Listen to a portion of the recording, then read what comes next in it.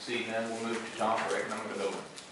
Well, first off, I'm supposed to convey a message from Steve Lawrence. He said he's been a guest at your hospital since last Wednesday. They released him today, and he had nothing but good things to say about your staff and how he's been treated. Good.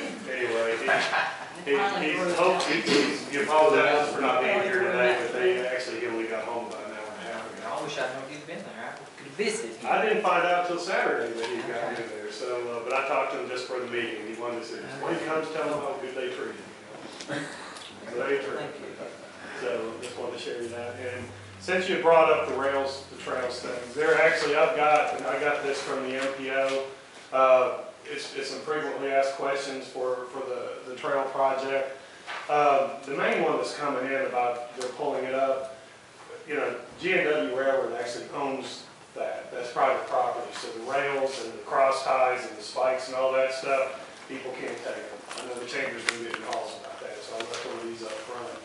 But also, is the trail being built? It's not being built yet. They're just taking the trail or the rails and stuff up. There's a lot of work that needs to be taking place. They're also going to they're taking a lot of things under advisement, whether to pave it or not, and what type of surface it's going to have. So there's a lot of things that are still undetermined. So, people see the stuff coming up and they think, oh great, we're going to have a trail in a few months. It's going to be a while. It's already being used. I know. As soon as I've seen cars driving on it. I've seen people walking on it because you walk it. The cross-country team was using it this past weekend because the gravel's good for running, and they were running out and back. They really, Johnson City doesn't want that, but what are you going to do? They was complaining about something. But that's here. But it's open space. But right now, they haven't even started to build the trail yet. It just looks as if there's a trail there. So actually, that's part of the contract. Those rails come up within 2 years of purchase. They've got till June of 2013. I believe the railroad also has the rights to the gravel if they want it. Yeah, well, they've got to remove the berm.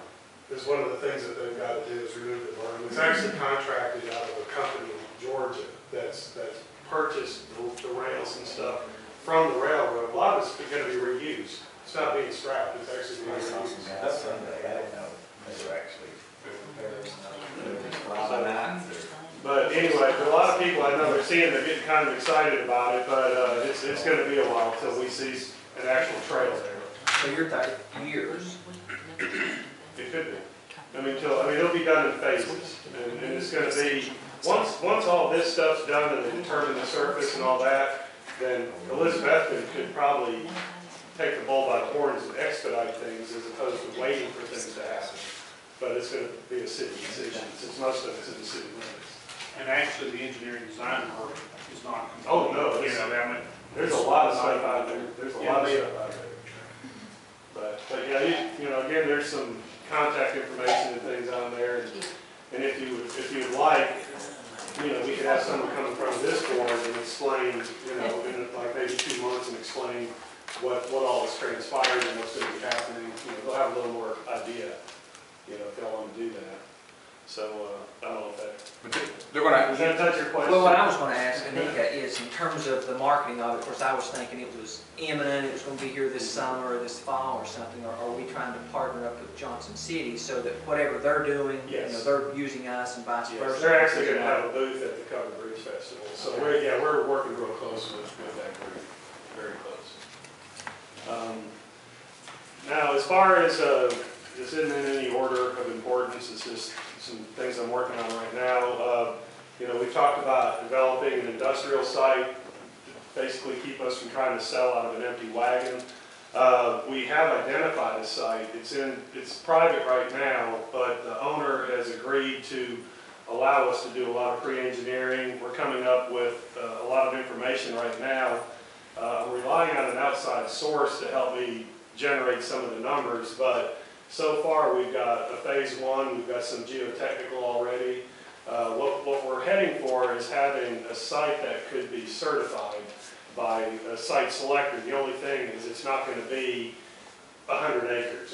We're talking about an 8-acre site which could house about 150,000 square foot building if need be. The infrastructure's in place. Access to the interstate is there. It's going to be a very marketable piece. This is part of the multi-jurisdictional thing that we had talked about in the past, where we will partner with the City of Johnson City, Washington County, Unicoi, possibly Irwin, Carter County, and Elizabethton. Of course, it's all, the end result is to have a pad-ready site, which will then create job creation or enhance job creation. It also ties in with not only just having something to market, but right now, some of these companies that are doing the reshoring, you've got Caterpillar moving some of its operations closer into the United States because that's where their ultimate market is. But they're cherry picking their sites. They don't want older buildings, they want new buildings with a huge ceiling height, which right now we don't have in the region. Nowhere in Northeast Tennessee we don't have it. So we will be very sensitive to that if we do build a spec building. We make sure we have the ceiling heights where it needs to be. But they're looking for interstate access, they're looking for intermodal access, they're looking for all kinds of stuff. So what we're looking in the west part of the county, which of course would be near the Okolona exit, which gives us the interstate access, we'll have huge water lines, huge sewer lines. We've already got fiber optic on site, there's natural gas on site. We've got a lot of attributes that are going to help us sell this thing, but we're also on the I-26 corridor, which takes us down to Charleston, which is the port of entry. You can also get on the railroad in Irwin or Johnson City, depending on CSX and Norfolk Southern. So, we're going to have something that will have a marketing piece, and this is something that we hope is going to come together this summer. And now, who's going to control it? How's it going to be? We're not exactly sure yet. It may have to be deeded to the Industrial Bond Board as a tax-free entity to allow us to do the work on it that we need to. It may also require interlocal government agreement between all the governments. They may share in the expense of developing it, but then also share in the taxes generated by it. So, it's kind of it'll be an interesting test to see how well we play with others. But this will be a nice little regional effort, and I think it'll bear fruit pretty soon. And I'm really happy that it's moving the way it's moving. Then the other day had kind of an interesting opportunity to meet. It was something that's generated by I guess President Obama and the White House. It's the White House Council on Business, and they had a roundtable, and they move around the country to do these things. And the one that was mediating ours was the federal co-chair of the Appalachian Regional Commission. So they take this very seriously, and they send these really high-level people out to meet with just folks in the community to get some feedback of federal government, what's working, what's not working. Of course, gas prices, things like that came up. But it was a very humongous general discussion, but it literally came right back to education and workforce development and being able to have a trained workforce to meet some of the challenges that, as these companies leave the country, technology has changed. And when it comes back, it's not as labor intense as it used to be. So we have to have a higher skilled workforce because fewer people are doing more stuff, but they have to have the skills to be able to do it. And it doesn't mean that we have to have a sitting workforce waiting for a company to come. We have to prove we've got a trainable workforce, which in Carter County, we've got a lot of stuff here. We've got Tennessee Technology Center, Northeast States here, Milligan College is here, ETSU's right next door. So we're actually positioned really well to promote ourselves on a worldwide scale to say, look what we've got here. So if we can entice someone to come here, we will have a workforce trained, hopefully by the time they get their doors open. So, that was really interesting to hear and have someone actually take feedback that they've done they've done this in about 50 communities around the country. And we'll take this stuff back to DC and maybe listen, maybe not. Who knows? But it was an interesting opportunity. Now, the riverfront planning, we've talked about that, and that actually is going to kind of dovetail into the comprehensive planning with the city. Of course, the riverfront, that's all within the city's limits, so we're partnering with them to make sure we come up with a good plan because it has to deal with traffic studies and a lot of other things. And of course, the retail plan, I'm working with the city on that. We're coming up with a few infill strategies to try to take some of these sites that should be used, maybe have old buildings on them, try to get people to tear the old buildings down so then we have marketable retail space, try to increase the tax asset base and then have some job creation. So that's something we're working on right now. This is something near and dear to the mayor's heart. We've met with an international hotel chain. Actually went to their corporate offices and met with several of their operations people, and basically sold Elizabethton and Carter County to them. To prove to them that we are worthy of one of their franchises because we can generate the room nights that they need. Now what we've got to do is find someone to build a hotel. So they'll authorize a franchise, but what we need is someone willing to, who can manage that franchise and actually build to their specs. So we're still trying. We have found a developer. We're trying to get them here so we can do the harder sell and see what we can do. So we're kind of excited about that, but we did get a little bit of positive feedback on that. I've talked in the past about some signage to identify the Watauga Industrial Park, plus some of the people in the industrial park, some of the companies represented. We found the site. We're trying to find out who actually owns it. TVA is going to help us develop it, and there may be some grant money to help us build it. And this is going to be out of TDOT's right away, so we won't have to battle with them. That was some of the concern that we had before, but this will be kind of a nice entry point because we will actually have 3 different entrances to the industrial park, but then this will be one major sign saying, here's all the people in the park. So that's something we're hoping to get some traction on. The downtown sign project, that's still going. It looks like we've got the historical timeline identified. We're just going to have to design a big wall mural, use some kiosks, and we're going to be buying lots of, brackets for banners for downtown once we get it in the city's compliance for the sign ordinance. I just saw some Christmas candles going through downtown coming here. There you go. Those are examples on the banners That one short one, that's when we realized that it was way too small. Too small. So we're doing larger banners, but this will be something that'll identify the historical downtown business district. It'll be a double-sided one because we'll have ones that'll stay all the time saying, here's the historic district, and then the other one could be something for the covered bridge celebration, or it could be seasonal, or it could be, just something changed out. So it's something that we're using to kind of beef up traffic downtown and try to make it a little more attractive. And just like notice parking signs, we bought all the new parking signs identifying where people can go to park. They don't have to just park on West Elk. There's like 11 or 13 different parking lots that are public. So that stuff's working out. I think we already talked about the elevator workforce development complex. We'll be using community facility funds for that through USDA. And I'll let Leon, if he wants to, the broadband infrastructure.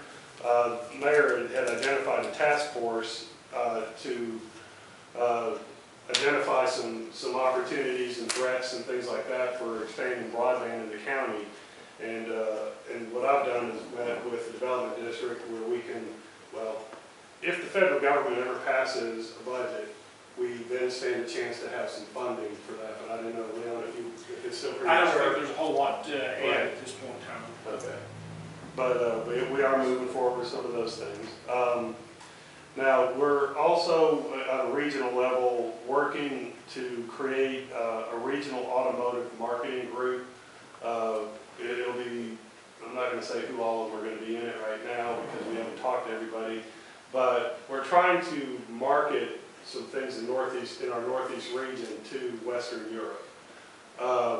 We have made some contacts over there to where, and a lot of it comes from a lot of the activity with Volkswagen and things like that. They're starting to look at Tennessee and us being a right-to-work state. And there's a lot of positives to us, but our location, our proximity to Volkswagen, our proximity to Nissan and some of the things coming to Georgia, we're within a day's drive of several automotive plants, whether they're Asia or Western Europe.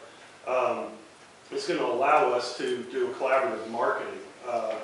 There's possibly going to be, let's say at this point, some partnership agreements with some folks in Germany to where we'll be able to exchange information and then have direct contact with some of these corporate offices to make sure that they know we exist and what kind of infrastructure and what we're willing to do to get some of these automotive, and these will be probably second-tier suppliers into the original equipment manufacturers or the OEMs.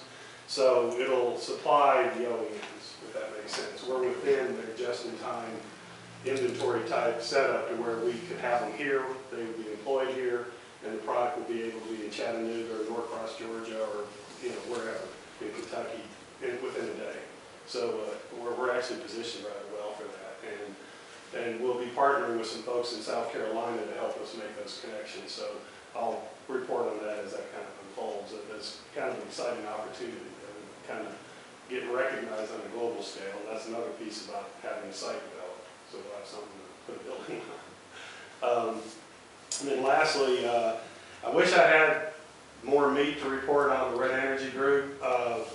I'm not going to be able to talk to them until tomorrow afternoon. They have had third-party engineering done on their continuous microwave thermocatalytic depolymerization process.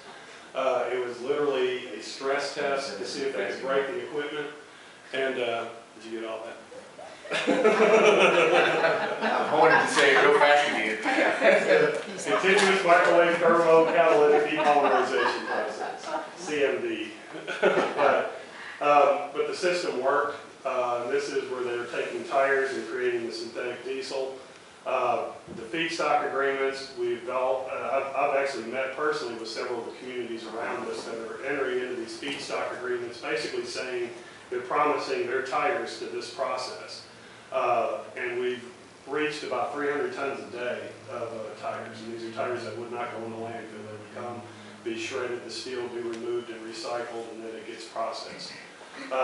And it's a little more intricate than that, but just for discussion purposes. All the pieces are there. I'm hoping to get some really good information tomorrow. We are still looking to have hopefully an announcement this summer if things stay on track. So I know a lot of the people we've talked to, it'll be 2 years next month that this thing started. But it'll be nice if it actually finishes and they locate here. It'll be significant investment. It'll be really, really good jobs. It'll be a tourist attraction. It'll be the only one of its kind on the planet using tires. Now, they are building one similar to this in Hawaii, but it's going to be using sugarcane. But their off-take's going to be electricity as opposed to synthetic diesel. So anyways, we're kind of excited about that. We were hoping to be the first one of this totally of its kind on the planet, but looks like we'll be about third. So it's not dubious, but it's still a good thing. But that's all I've got right now.